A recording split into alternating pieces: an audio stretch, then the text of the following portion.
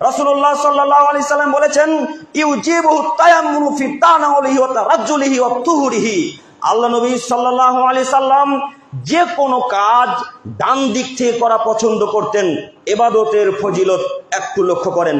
আল্লাহ নবী সাল্লাল্লাহু আলাইহি সাল্লাম আয়েশা, তার ছোট স্ত্রী, খুব দামি স্ত্রী, ভালোবাসার স্ত্রী আয়েশা রাদিয়াল্লাহু তাআলা আনহা বলছেন, আল্লাহ নবী সাল্লাল্লাহু আলাইহি সাল্লাম যখনই কোনো কাজ করতেন ডান দিক থেকে শুরু করতেন। ফিতা নাউলিহি, তিনি পায়ের জুতা যখন পরতেন তখনও আগে ডান পা ভরতেন, তারপরে বাম পা ভরতেন। এখন যদি কোনো মানুষ রাসূলের সুন্নাত হিসেবে প্রথমে ডান পা ভরে তাহলে সে নেকি পাবে। যদি সে রাসূলের সুন্নাত হিসেবে প্রথমত ডান পা ভরে তাহলে সে নেকি পাবে। 2, ওয়াতারাজ্জুলিহি, আল্লাহ নবী সাল্লাল্লাহু আলাইহি সাল্লাম ডান দিকে সিজদা করা পছন্দ করতেন। আমরা অনেকে আছি বাম দিকে করি, কেউ মিডিলে করি, কেউ ডান দিকে করি, কেউ এইভাবে উপর দিকে উঠিয়ে দিই। যার যেটা পছন্দ সেটা করেন, কোনো বাধা নেই। তবে মুহাম্মদ সাল্লাল্লাহু আলাইহি সাল্লাম যেটা পছন্দ করতেন সেটা হচ্ছে ডান দিকে সিটি করা। 3, অতুহুরিহি, আল্লাহ নবী যে কোনো পবিত্রতা যখন অবলম্বন করতেন তখন তিনি ডান দিক থেকে শুরু করতেন। মনে করেন স্বামী স্ত্রীতে মিলন করেছেন, এখন ফরজ গোসল করতে হবে। তো ফরজ গোসল করার আগে তো উজু করা লাগবে। আগে এই জায়গাটা সুন্দর করে ধৌত করার পর উজু করা লাগবে। অজু করার পর পানি যখন আল্লাহ রাসূল ঢালতেন তার মাথাতে, তখন আগে ডান দিকে পানি ঢালতেন, তারপরে বাম দিকে ঢালতেন।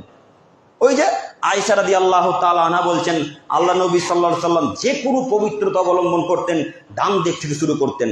আগে মাথার ডান পাশে ঢালতেন, তারপরে বাম পাশে পানি ঢালতেন। ওয়াফি সানিহি কুল্লিহি, যে কোনো কাজ, পৃথিবীতে যত প্রকারের কাজ আছে সব কাজ আল্লাহ নবী সাল্লাল্লাহু আলাইহি সাল্লাম ডান দিক থেকে শুরু করতেন। জরুরি কথা বলছিলাম, রাসূল সাল্লাল্লাহু আলাইহি সাল্লামের সুন্নাত মোতাবেক যদি আপনি ডান হাতে আগে জামা পরেন, জুব্বা পরেন, তাহলে আপনি নেকি পাবেন।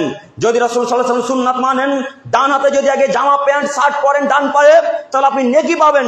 রাসূলের সুন্নাত মোতাবেক যে মানুষ চলবে সেই নেকি পাবে। জুতা পরাতে যদি নেকি হয় তাহলে আমরা করব না? জি, জুতা পরাতেও নেকি। এই জুব্বা শার্ট যাই পরিধান করুন না কেন, সেটা যদি আপনি রাসূলের সুন্নাত মোতাবেক ডান দিক থেকে শুরু করেন তাতেও নেকি আছে। কাজেই আমি আপনাদেরকে অনুরোধ করে বলছি, যে কোনো কাজ ডান দিক থেকে করার চেষ্টা করবেন ইনশাল্লাহ, ইনশাল্লাহ। কিন্তু অনেক মানুষের অভ্যাস, মানুষ অভ্যাসের দাস, মানুষ অভ্যাসের দাস। আমাদের অভ্যাস হয়ে গেছে যে আগে ডান হাত ভরো জামার, তারপরে বাম হাত ভরো, ডান হাত ভরো, আগে বাম হাত ভরি না আমরা।